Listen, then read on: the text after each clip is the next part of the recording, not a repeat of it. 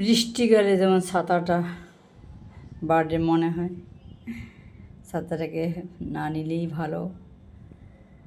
রাত্রে অন্ধকার যখন কেটে যায়, তখন টর্চের লাইটটা যেমন বার্থডে মনে হয়, তেমন সব কিছু। বুড়ো মানুষ, বাবা মা যদি বুড়ো হয়ে যায়, তখন তাদেরকেও বৃদ্ধাশ্রমে দেওয়াটা ছেড়েও হয়ে পড়ে।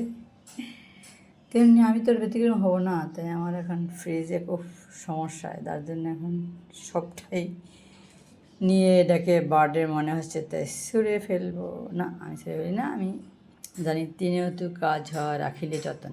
আমি যতন করে রেখে দিই, যখন আমার প্রয়োজন দুধি পাতি, যখন প্রয়োজন আবার আইসক্রিম করি। এই হ্যাঁ, আমি কখনোই কোনোটাকে বার্থডে মনে করি আলহামদুলিল্লাহ করি না, বিধায় আলহামদুলিল্লাহ আল্লাহ আমাকে অলওয়েজ একরকম। আমি না আকাশ চুম্বি উঠেছি, না কখনো মাটির নিচে পিষে পড়ার জন্য পিঁপড়ার মধ্যে হাঁটছি।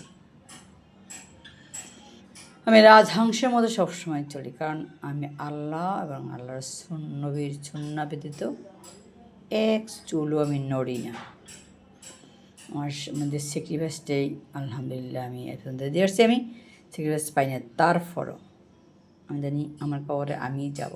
সুতরাং আমার ডিউটি আমি ওভার করেছি, ওভার করব। কে কী করলো কে করলো না সেটা তার ব্যাপার, that's no my lookout. আল্লাহ হাফিজ।